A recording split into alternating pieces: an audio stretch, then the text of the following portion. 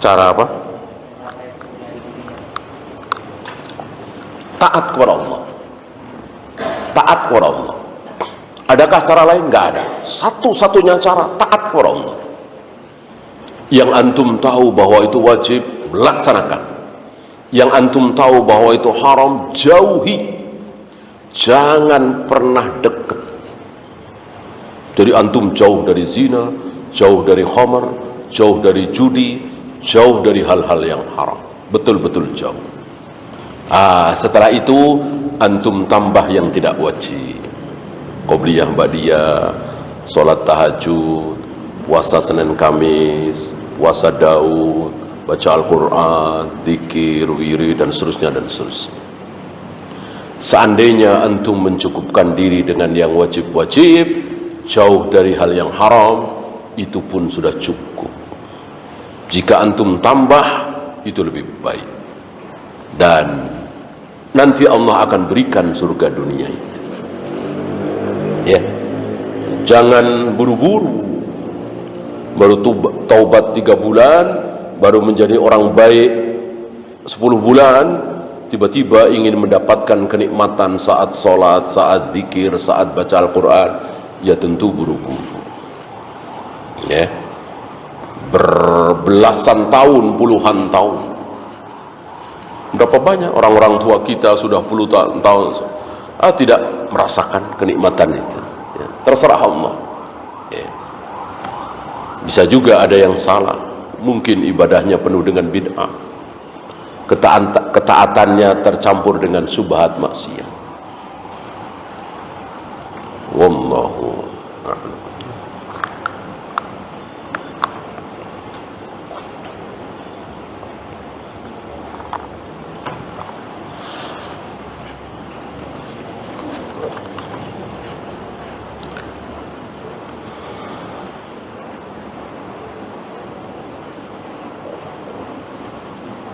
Apakah jika ana bilang kalau tanah ini nanti terjual mau pergi umroh, apakah kata-kata seperti itu menjadi nazar?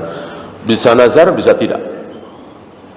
Tergantung dipersaksikan di hadapan Allah apa tidak.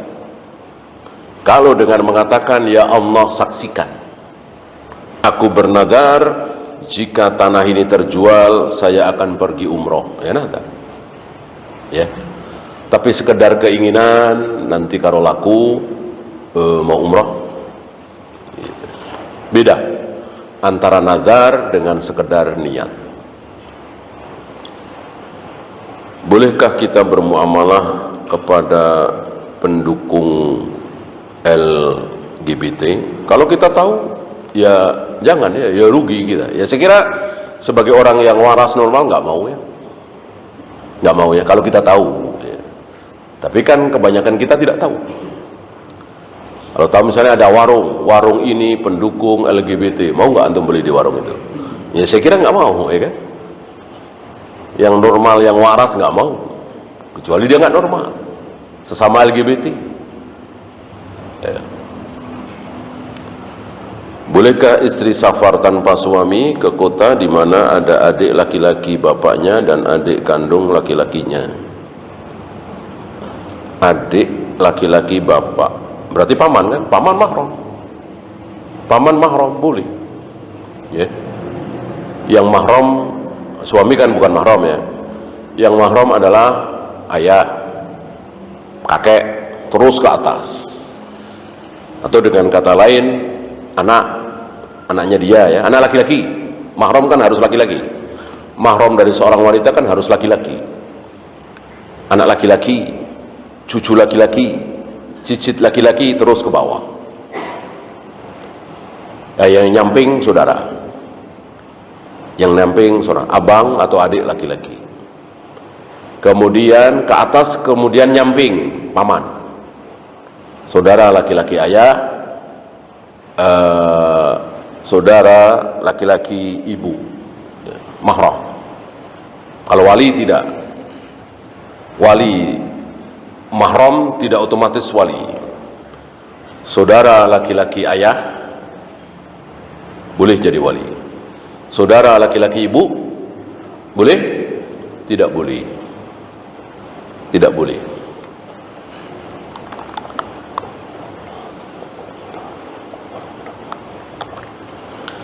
Nah, saudara ini, paman ini ya, saudaranya ayah ini, tidak menurunkan mahram. Tidak menurunkan mahram. Misalnya saya punya paman atau bibi. Nah, paman atau bibi saya itu punya anak perempuan. Apakah mahram dengan saya? Tidak. Saya boleh nikah dengan dia. Ya. Atau dengan kata lain, anak abang dengan anak adik, anak kakak dengan anak adik boleh menikah.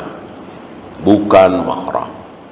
Jadi paman, istilahnya paman tidak menurunkan mahram. Yang menurunkan mahram apa? Siapa? Orang tua jelas ya, orang tua ke bawah gitu ya. Yang menurunkan mahram siapa? Saudara. Saudara. Saya punya kakak atau adik, dia punya anak. Nah, anaknya, cucunya, cicitnya ke bawah adalah mahram saya. Karena sekali lagi, saudara itu menurunkan mahram. Yang tidak menurunkan mahram adalah paman atau bibi. Ya. Ketika kita dilarang sholat di masjid yang sekitarnya ada kuburan, apakah sah sholatnya apa tidak? Ada 3 keadaan. Sholat di masjid yang ada kuburannya ada 3 hukum. 1, sah. 2, tidak sah. 3, kufur atau syirik. 1, sah. Kenapa? Tidak tahu. Atau tidak tahu hukumnya. Atau atau baru tahu. Atau tahu-tahu setelah sholat selesai atau sedang sholat. Nah, ini insya Allah sah. Nah, kalau tahu jangan ke situ lagi. Dan taunya ini dengan mata kita. Ya. Maka jika ada orang-orang bilang masjid itu ada kuburannya, masjid itu ada kuburannya, masjid itu ada, antum nekat sholat di situ karena antum belum melihat langsung, boleh apa tidak? Boleh apa tidak? Boleh. Kan percaya dengan orang-orang itu kan nggak wajib, gitu ya.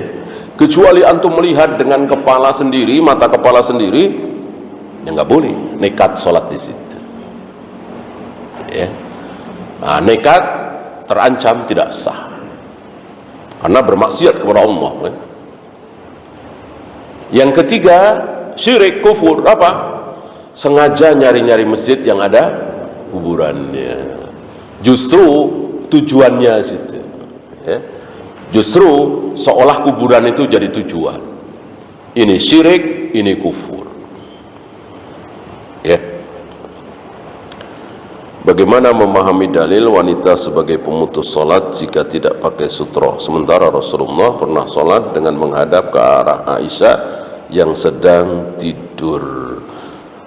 Wanita akan memutus sholat seseorang yang tidak pakai sutroh kalau wanita tersebut melewati, marroyamurru, lewat. Ya, yang akan memutuskan atau membatalkan sholat kita itu kalau kita dilewati oleh 3 hal. Bukan 3 hal itu ada di depan kita. Kalau 3 hal itu ada di depan kita, nggak masalah. Yang masalah itu lewat, gitu, seolah dipotong gitu, dan tepat berada di tempat sujud kita. Kalau jauh nggak masalah, walaupun nggak ada sutra. Adapun tepat di depan kita, taruhlah keledai, kan anjing hitam, keledai dan wanita dewasa ya, wanita yang sudah haid, wanita dewasa. Nah, taruhlah kita punya keledai, kita ikat keledai itu nggak bisa kemana-mana, di belakang keledai itu kita sholat, dijadikan sutra. Masalah? Ya nggak masalah. Nah, termasuk Aisyah. Aisyah sedang tidur, Nabi sholat menghadap Aisyah yang sedang tidur. Kan tidur, bukan lewat. Seandainya Aisyah lewat, ya batal sholat Nabi, beliau akan batalkan. Ya. Nah, ini yang jadi permasalahan antara Aisyah dengan Ibnu Umar. Walillahilham. Aisyah rujuk.